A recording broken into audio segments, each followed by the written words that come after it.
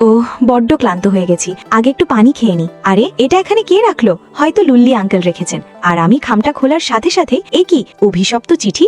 যদি দুর্ভাগ্য থেকে বাঁচতে চাও তবে এই চিঠিটা অন্য কাউকে দিয়ে দাও। কি বোকা কাণ্ড! আমি এইসব জিনিসে বিশ্বাস করি না। আর তখনই হঠাৎ আমার ওপর থেকে পানি পড়ে যায়। আরে, এটা কি সত্যিই কাজ করে নাকি? তাড়াতাড়ি অন্য কাউকে দিয়ে দে এটা। হ্যাঁ, নইলে তোর পেছনে বড় বিপদ লেগে যাবে। কিন্তু দেবো কাকে? বাকি সবাই তো বেশ ভালো মানুষ। সরো সরো, জুলি ভাই আসছে, তাড়াতাড়ি রাস্তা খালি করো। কত অহংকারী একটা ছেলে রে বাবা, শুধু টাকা আছে বলেই নিজেকে রাজা ভাবে। চলো এখান থেকে। তোমরা যাও, আমার একটু কাজ আছে। এমনিতেও এর ব্যবহার একটুও ভালো নয়। একেই চিঠিটা দিয়ে দিই। আরে, তোমরা কিছু শুনলে নাকি? কি হয়েছে?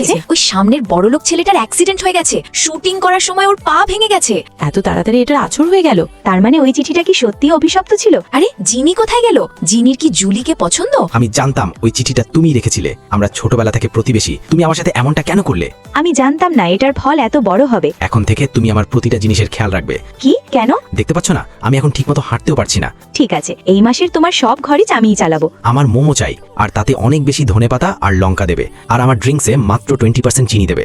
আমার মাথা গরম করো না, নইলে আমি তোমার অন্য পাটাও ভেঙে দেব। জি ম্যাডাম, বলুন কি করতে হবে। এই ল্যাংড়াটা চুল কেটে দাও। একটু ভালো করে বলো। আমি যদি ওই চিঠি ব্যাপারে নালিশ করে দিই তবে তোমার হাড্ডি হুড্ডি সব এক করে দেবে। কি?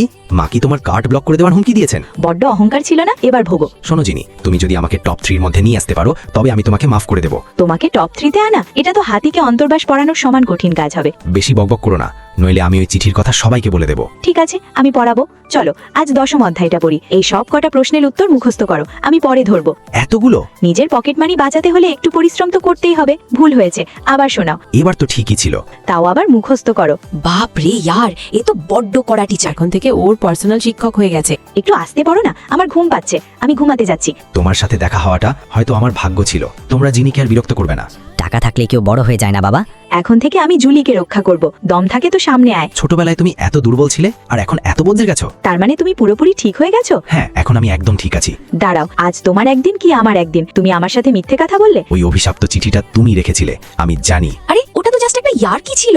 তুমি যদি আর কখনো এইরকম কিছু করেছো তবে তোমাকে এই দুনিয়া থেকে নিখোঁজ করে দেব। আমার তো মনে হয়েছিল ওটা শুধু দুর্ভাগ্যের একটা অভিশাপ ছিল। কিন্তু ওটা তো আমাদের ভাগ্যে লেখা ছিল।